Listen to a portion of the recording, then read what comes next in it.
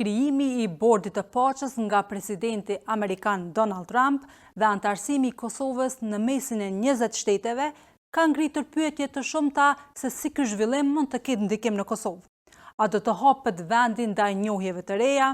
Me këtë veprim, sa do ta ndihmojë aleanca me SBA-n në këtë çështje? A jemi para një rendi të ri botëror dhe afron kjo Kosovën më shumë me Washingtonin?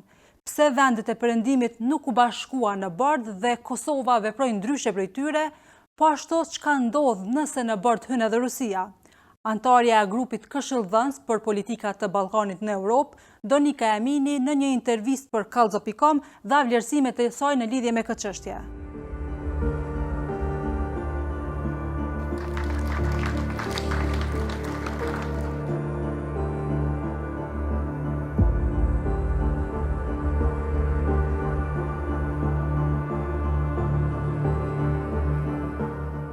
Fakti që Kosova është ullë bashkë me 19 shtete në bordin e paqes, po në të njëjtën kohë është jashtë Organizatës së Kombeve të Bashkuara, a në kupton kjo që po hym në një epokë të re ku aleancat strategjike kanë më shumë vlerë se sa ulësja në Kombet e Bashkuara?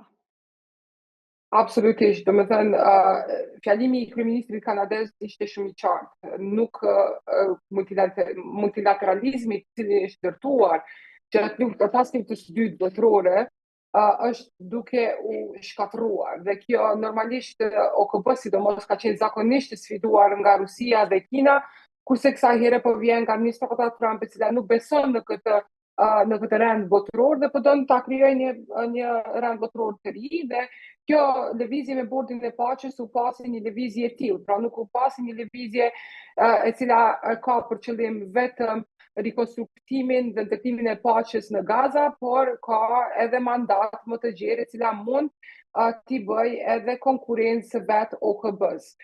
Për Kosovën, normalisht Kosova si rast duhet të shihet ndryshe, domethënë të gjitha shtetet të cilat janë pjesë e bordit të paqes janë aty për interesat e tyre, qoftë në raport me administratën Trump apo interesa gjeostrategjike për shkak të pozicionit të tyre, sidomos për vende si Egjipti apo Turqia, të cilat janë edhe hisedar për rrethanat të cilat të ndodhin në lindje të mesme. Për Kosovën është ndryshe. Kosova është kritikuar normalisht që është pjesë e bordit të paqes për faktin që shumica e vendeve të BE-s ose nuk janë të ftuar ose nuk e kanë pranuar ftesën. Kosova normalisht e pranoi ftesën si në moment të fundit dhe nuk u duk që ka koordinim në mes të presidentës dhe kryeministrit, me që ende nuk kemi asgjë nga kryeministri për këtë çështje, mirë po duhet parë edhe si një hap strategjik. Për Kosovën është fakti që ka tentuar për dekada të jetë pjesë e OKB-s dhe kjo ëndër i është shuar qysh në fillim, për shkak të Rusisë, Kinës atëherë, po edhe për shkak të rrethanave të tjera. BE-ja i mban dyert kryesisht të mbyllura në raport me Kosovën. Antarësimi në NATO për Kosovën është, domethënë, shumë larg horizontit dhe si pasojë kjo u duk si një mundësi e mirë për të krijuar një aleancë multilaterale në cilën është Shtetet Bashkuara të Amerikës. Dhe për Kosovën kjo do të thotë shumë.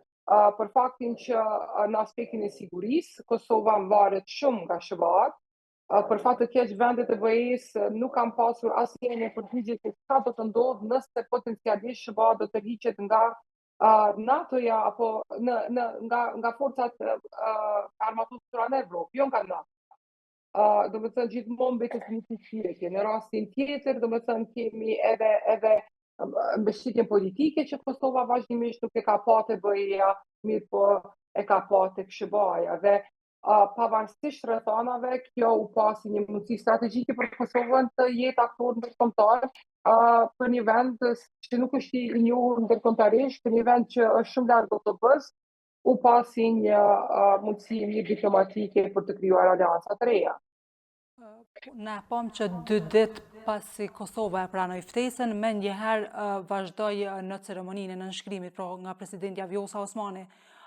Pse Kosova ka marrë një veprim më të shpejt, të marrë parasysh që shtete tjera perëndimore brenda Evropës kanë diskutuar goxha shumë, masandej edhe e kanë refuzuar. A do të thonë kjo që Kosova, kudo që është Amerika, arreshtohet menjëherë në krah të Amerikës, edhe sa mundet me sjell kjo pasoja ose të mira për një veprimi të shpejtë. Për Kosovën debati zakonisht është shumë i simplifikuar, është aty po SHBA jemi dhe ne. A mirë po kjo shkon për te asaj. Vendet e tjera e kanë luksin për të marrë vendime të tilla. Për shkak që domethënë nëse flasim për shembull për Kroacinë, është një vend i cili është në NATO, është një vend i cili është në BE. Ka një pozicion ndërkombëtar pak më të mirë se sa Kosova. Kosova është një vend i vogël që navigon një rend ndërkombëtar i cili është në rënje. Dhe garancitë më të madhe e ka pa tek SHBA. Në anën tjetër është një mundësi e mirë për të qenë, domethënë, pjesë e një organizate multilaterale e cila udhëheqet për momentin nga personi i cili po e bën të gjithë globin të mos flej për shkak të veprimeve të tij. Domethënë Trump prej që ka ardhur në fuqi prej janarit të vitit të kaluar deri tash, vendimet të cilat i ka marrë një pas një kanë qenë shumë kontroverse dhe shumë problematike për më procesu. Prandaj për Kosovën ka qenë domethënë vendimi i ngutshëm ndoshta, po vendimi i cili Zonja Osmani është kritikuar mjaft për cilin e ka marrë si vendim të shpejt apo të pakoordinuar, mirë, po nuk besoj që asnjë lider në Kosovë do t'i thoshte jo në mënyrë eksplicite. Dhe normalisht kjo marrëveshje do të ratifikohet në parlament, do të kaloj filterin e parlamentit, aty do të thënë është përgjegjësia e partive politike nëse e ratifikojnë apo jo. Po ashtu si për planin e rritit, do të thënë është një marrëveshje ndërkombëtare e cila kërkon ratifikim në parlament. Për momentin, kjo iniciativë nuk ka asgjë konkrete, nuk dihet se çfarë misioni do të ketë për te Gazës. Presidenti Osmani ishte qartë që Kosova ka pranuar misione paqëruese për dekada dhe prandaj ka shumë përvojë për të ndarë, mirë po është shumë problematike të dihet se çka do të sjellë Kosova, sepse rikonstruktimi i Gazës, ndërtimi i paqes në Gaza nuk po bëhet me modelin e Kosovës, po me model komplet të ri, domethënë që ka biznesin si qendër dhe jo aspektin politik dhe paqëruar të OKB-s, siç është aplikuar në rastin e Kosovës. Edhe Shqipëria ka pranuar ftesën e presidentit amerikan për të marrë pjesë në bordin e paqes, megjithatë në ceremoninë e nënshkrimit nuk e kryeministri Edi Rama. A mendon që ka ndikuar që nuk kanë qenë vende tjera perëndimore se Italia, Franca, që as kryeministri Rama mos me shku në ceremoninë e nënshkrimit? Kryeministri Rama do të thënë është një rast shumë i veçantë i cili tregon se si duhet të jesh pragmatik në marrëdhënie ndërkombëtare dhe si duhet të navigosh në situata të tilla. Ai e pranoi ftesën, e cila bëri buj shumë më herët se ftesa për Kosovën. Ishte vendi i parë dhe i vetmi në Ballkanin Perëndimor i ftuar, ai u përgjigj në mënyrë pozitive zyrtarisht.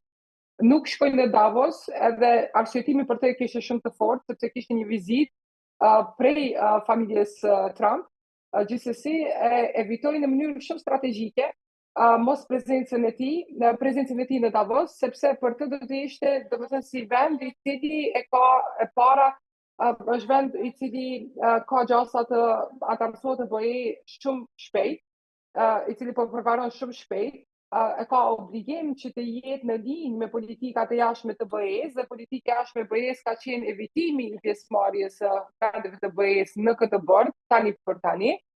Dhe domethënë ajo prezenca e tij do të ishte shumë me pompozitet, sepse u pa edhe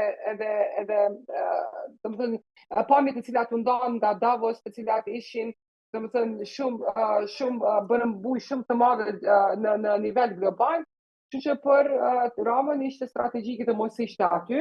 Ai gjithsesi u nënshkrua, gjithsesi është pjesë e bordit, mirë po evitoi pjesën performative teatrale të pjesëmarrjes në këtë bord.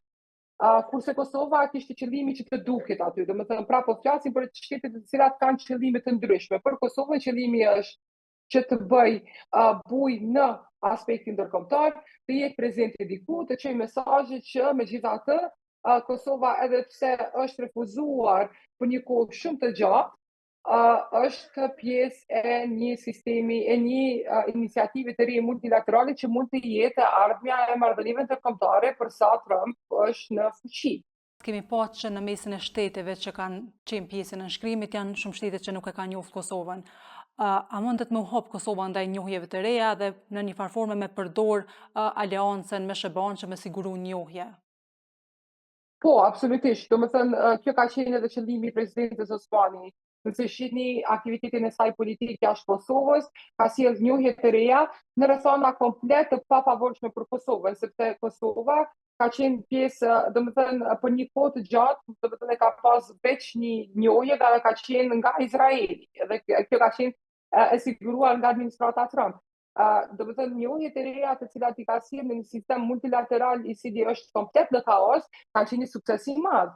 Dhe kjo mund të hapë dyrë Kosovës se jo me të gjitha, por me disa nga vendet të parafroj politikat e jashtme dhe një nivo të cila nuk mbahet shumë në ligjin ndërkombëtar, si ai në OKB, ku shtetet e kanë pas problem njohjen e Kosovës për shkak të ndërhyrjes, për shkak të shpalljes së pavarësisë në mënyrë se si është shpallur në Kosovë. Kjo domethënë mund të shlirohet nga këto kufizime, nga kjo strukturë, dhe normalisht të shohin interesin dhe marrëdhëniet diplomatike bilaterale të triumfojnë mbi ato multilaterale. Jo me gjitha Kosova do të ketë sukses, sepse pjesë e saj mund të jetë edhe Belorusia, është diskutuar shumë edhe për Rusinë, ajo mund të jetë pastaj edhe problematike. Për shembull, përveç për të njohjeve diplomatike për Kosovën mund të jetë problem nëse ky bord merr qëndrim në raport me Ukrainën, që mund të ketë edhe pasoja të mëdha për Kosovën, apo të ketë qëndrime të tjera për konflikte në botë të cilat mund të shkaktojnë domino efekt në çështjen e pazlidhur, të cilën Kosova ka me Serbinë. Prandaj është shumë një dilemë e madhe.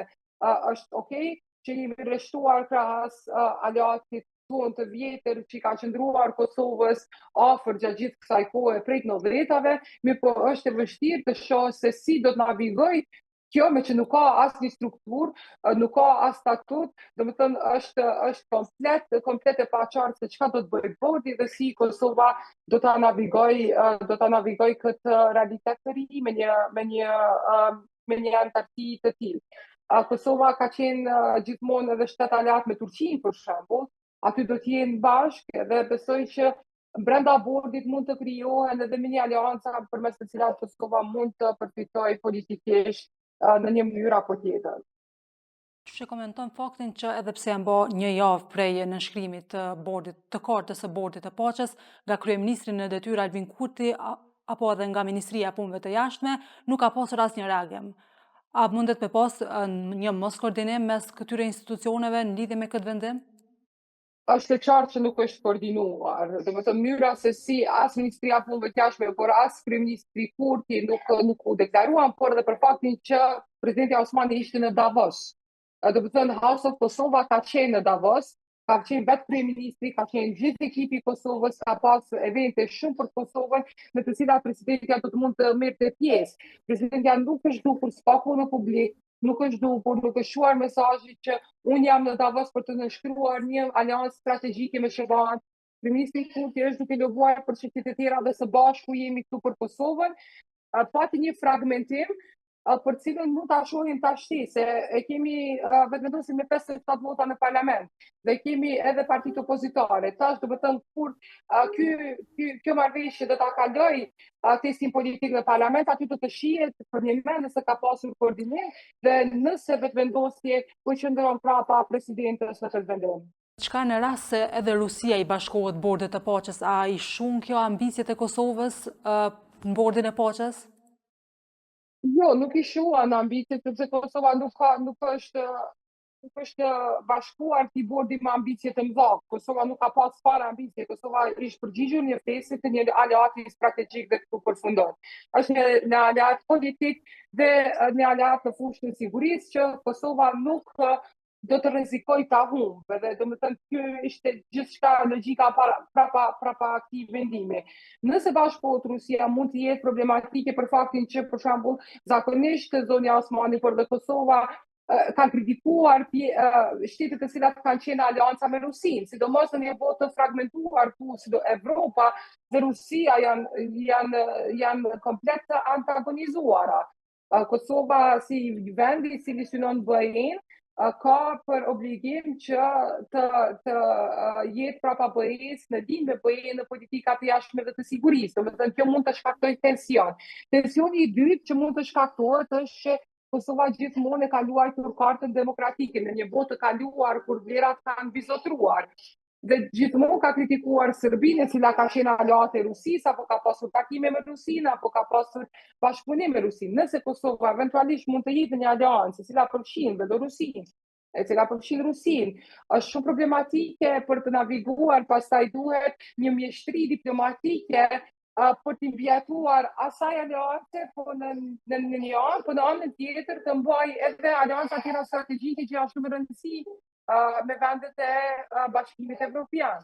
Ka vendet të cilat për Kosovën ka rëndësi strategjike dhe etike, dhe Kosova nuk ka interes që ta humbas të bashkëpunim. Kështu që tash duhet të jetë një diplomaci tepër e sofistikuar, që ti mbjetoj një tensioni në të ardhmen që mund të shkaktohet nga vendet e BE-s, në raport me vendet e BE-s, por dhe arsyetimi i prezencës Kosovës me Rusinë në një aleancë e cila mund të jetë problematike në raport me Ukrainën, që mund të sjellë pastaj edhe domino efekteve në konfliktin dhe në çështjen e hapur mes Kosovës dhe Serbisë, sepse ne vazhdimisht e kemi pasur këtë frikë që çka do të ndodhë në Ukrainë, se ka zgjidhje territoriale të problemit, apo do të mbetet një konflikt i ngrirë, se si do të vendosë bashkia ndërkombëtare në këtë rast veç SBA-ja dhe Rusia në raport me Ukrainën, çfarë domino efekti do të ketë në rajon për Kosovën, dhe ku duhet të kemi kujdes. Po shohim një viteve të fundit, sidomos prej kur ka ardhur presidenti Donald Trump në pushtet, kemi pa një ndryshim të rendit botror. A mundemi me thonë që po ndryshon rendi botror, edhe si mundet me ndiku kjo në pozicionin e Kosovës? Rendi botror është duke ndryshuar, domethënë deri tash ka qenë në krizë, dhe ajo krizë është konstatuar që është edhe tranzicionale, sepse ka qenë vështirë të marrësh mendime, sidomos pas ndërhyjjes së Rusisë në Ukrainë. Mirë po, me 2025, domethënë, që nga viti i kaluar, ky sistem ndërkombëtar veç ka filluar të shkaktrohet nga brenda, dhe kjo vjen nga mënyra se si Trump është qasur marrëveshjeve të tilla. Domethënë kemi pas tërheqje nga shumë mekanizma ndërkombëtar të SBA-s, dhe SBA-ja është njëri nga sponsoruesit kryesor monetar dhe politik të këtij sistemi, prandaj është në krizë. Por Kosovën thash edhe më parë, sistemi i kaluar e ka mundësuar që Kosova, domethënë ajo bota liberale, bota e cila është ndërtuar, rendi i cili është ndërtuar pas luftës së dytë botërore, ja ka mundësuar Kosovës ndërhyrje nga NATO, i ka mundësuar Kosovës shpalljen e pavarësisë, mirë po për te asaj nuk i ka sjellë asgjë Kosovës për shkak të rrethonave të ndryshueshme në terren. Ky një sistem i ri është komplet kaotik, është shumë problematik për vendet e vogla, por mund të sjellë mundësi të reja për Kosovën. E para për njohje, e dyta për ndërtime të aleancave multilaterale që nuk përfshin grupe të mëdha të shteteve, por grupe më të vogla të cilat Kosova mund të mbajë aleanca dhe të mbjetoj për atë posta jemi në një sistem ndërkombëtar i cili është komplet i paparashikueshëm. Kosova, besoj që këtu edhe presidenti Osmani ka kuptuar një gjë, Kosova është një vend i vogël, rajoni është një rajon i vogël. Dhe gjitha vendet e rajonit varen ekstremisht në aleanca për të mbjetuar çfarë do lëvizje të mëdha, të madhe tektonike që po ndodh për momentin. Këtu gjithmonë është shembull Edi Rama, normalisht problemet e Shqipërisë brenda vendit janë shumë të mëdha në mënyra qeverisjes dhe nuk e justifikoj një qeverisje të tillë, mirë po mënyra se si navigon në nivelin ndërkombëtar, nga një vend i vogël siç është Shqipëria, ka qenë goxha suksesshme dhe besoj që Kosova mund ta bëjë një gjë të tillë.